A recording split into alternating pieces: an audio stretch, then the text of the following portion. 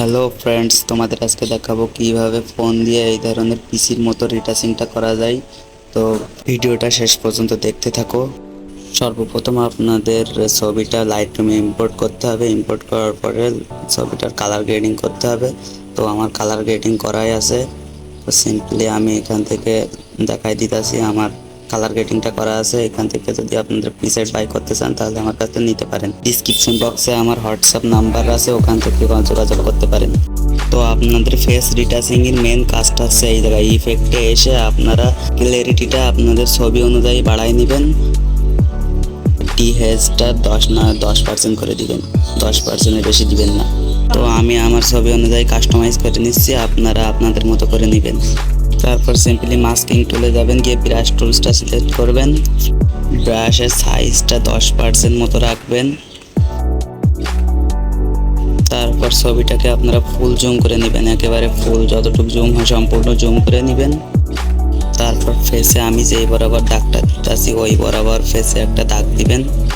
তারপর এখানে এক্সপোজারটা আপনাদের ছবির কালার অনুযায়ী বাড়িয়ে নেবেন। তারপর আপনাদের সিম্পলি লাইটরুমের কাজটা শেষ। লাইটরুম থেকে এবারে ছবিটা এক্সপোর্ট করে নেবেন। শেয়ার অপশানে গিয়ে সেভ ইমেজ দিয়ে ছবিটা এক্সপোর্ট করে নেবেন।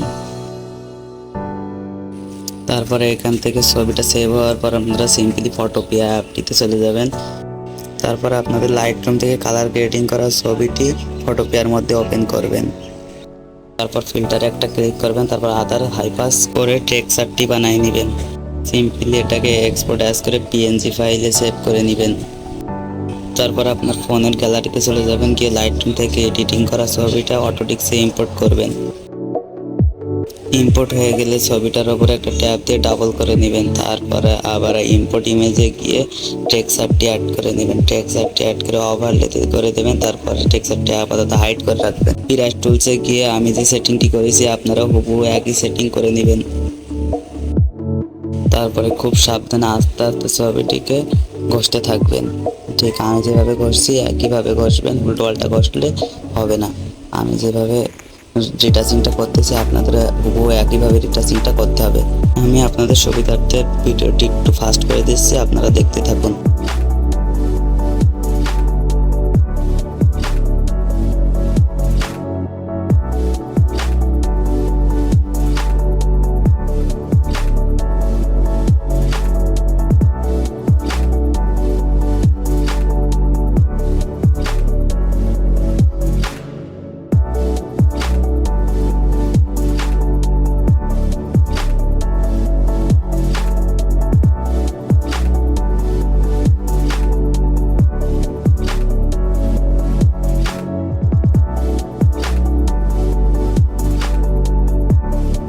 রিটাচিংটা শেষ করার পরে আপনারা দেখতেই পাচ্ছেন ছবিটা কি থেকে কি হয়ে গেছে, একদম অফিসের মতো হয়েছে। তারপরে সিম্পলি আপনি টেক্সচারটা ওপেন করে দিবেন। টেক্সচারটা ওপেন করে দিলে ছবিটা একেবারে পিসির মতো হয়ে যাবে। পিসি এডিট করলে যেমন হয় ঠিক সেরকম হবে। পরে আমি এখান থেকে আমার ছবির লোগোটা বসায় দিতেছি। আপনাদের যদি কোনো লোগো থেকে থাকে তাহলে আপনারা বসায় নেবেন।